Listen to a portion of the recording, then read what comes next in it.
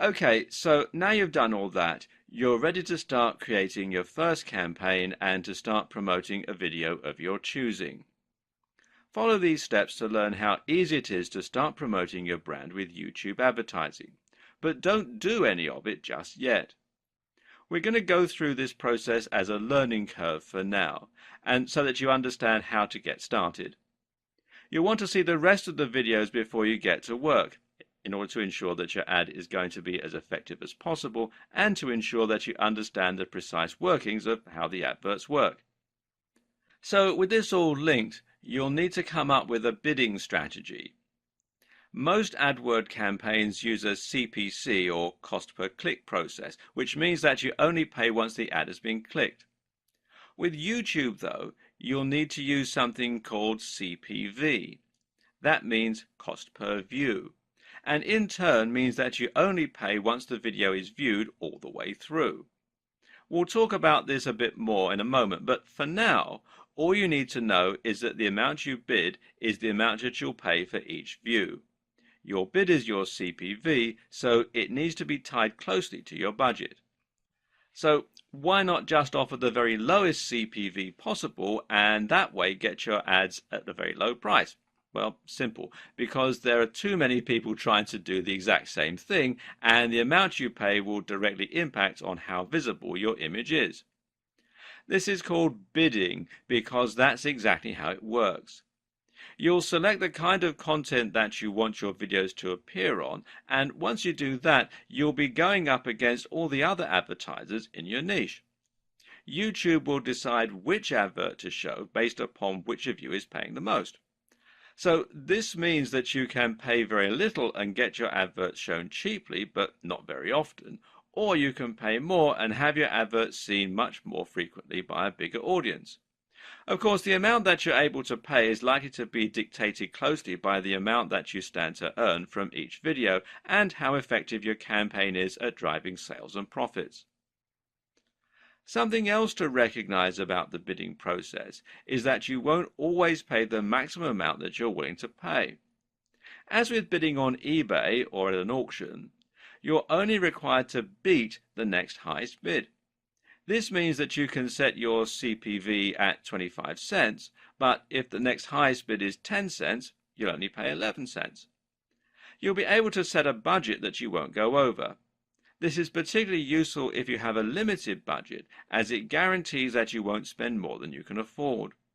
It also means that you're capped out at a certain amount though. So if your daily spend is $10 and your CPV is 50 cents, then there's a chance that you only get 20 views before your pool runs dry.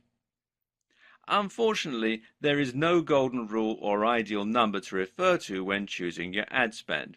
And ultimately, the amount you bid will need to come down to your goals and objectives as well as your budget and cash flow.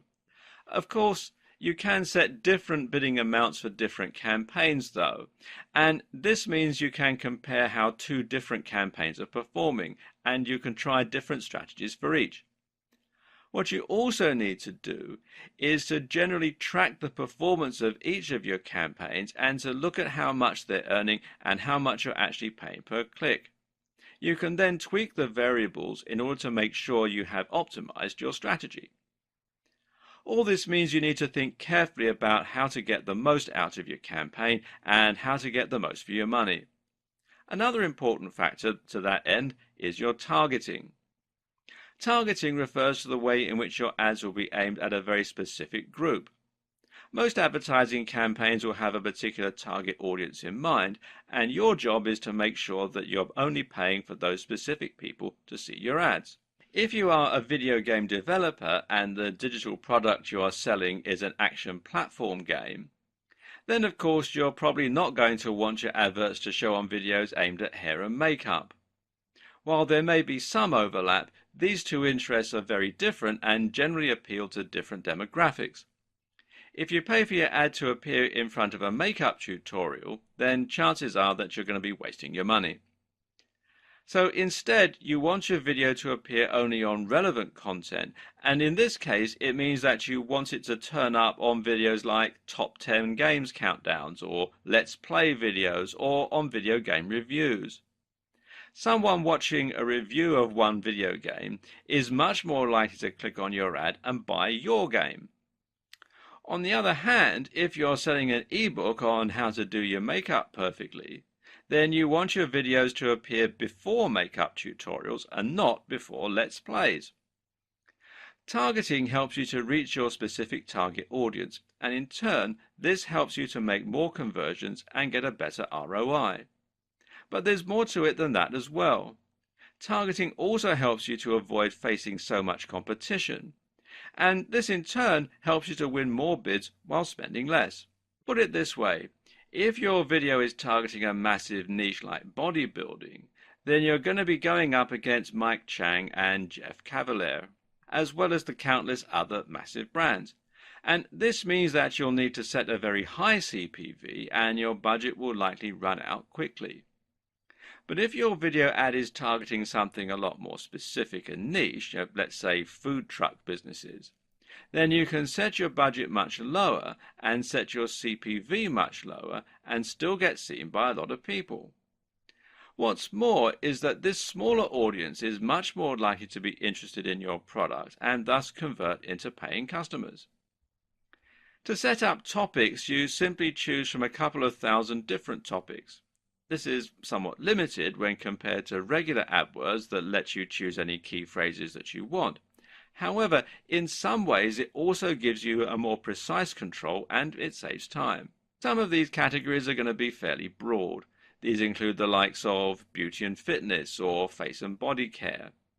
These give you the most exposure but cost the most. But if you dig a little deeper into the subcategories, then you can get more niche by choosing things like face and body care or hygiene and toiletries. Another thing to think about when choosing your niche is just which type of content is most abundant and most successful on YouTube.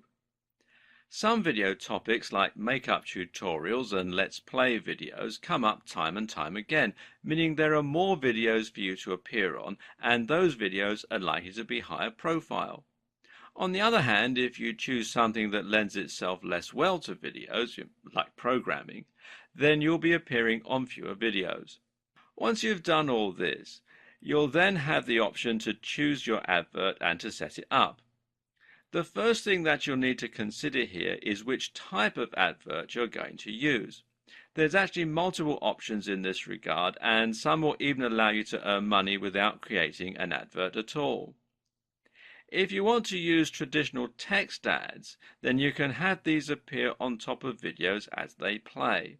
These look very similar to AdSense adverts, the ads that appear on websites, but are long and horizontal. These only show up on the desktop mind, which means that they won't be visible to the 50% plus of users who view them on mobiles. But then again, desktop users may be more likely to convert for your specific type of content. Overlay ads are a useful way to stand out from the pack and to reach a specific target audience without competing for the overcrowded space on Google's search engine results pages, SERPs. That said though, they also don't quite function in the same way as true video ads and don't have the same amount of engagement. Then there are the so-called in-display ads, which show not over the video but next to it. These will appear right next to the feature video. The more common type of ad, though, is the video ad, and this is what this video series is mainly focused on. There are many different types of video ads, and these are charged differently, but we'll look at this in more detail later on. For now, though, we'll focus on how you select your ad and set it up. To do this, you're basically going to upload the video to your YouTube channel, and you can make it unlisted or private so that your subscribers don't get shown it. And then you're just going to select it as the video to go with in that campaign.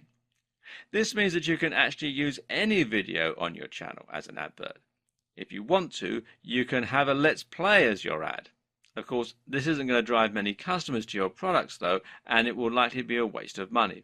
So instead, you're better off creating a unique video that exists for the sole purpose of being an advert and generating revenue. You also need to select the type of video ad, which in turn will dictate the behavior of the video. You'll learn more about this in the next video. If someone clicks your advert, or if they click the branding that appears around it, then they're going to be taken to a specific destination which should encourage sales and engagement with your brand. It's up to you to choose what this destination is, and it can either be your YouTube channel itself, or it can be another one of your videos. In other cases, you can link with a call to action, which means that you can send them straight through to a landing page or a site where they can buy your product. It's up to you how you want to set this up. If your aim is to increase engagement and to get more views and followers for long-term monetization, then linking them straight to your channel will give them the opportunity to see more of your content and to hopefully become fans or subscribers who can be more likely to buy from you in future. This is advantageous as it can be somewhat difficult to convince people to buy products cold if they've never heard of your brand before. On the other hand, though, if you're advertising a vacuum cleaner, then you may be able to say everything you have to say in the video. In that case, sending someone straight to your online store where they can click buy might be the best strategy. Note that you can also pay for a click. If someone doesn't watch your video all the way through but they click on the ad, then you're still going to pay for that at the price that you bid.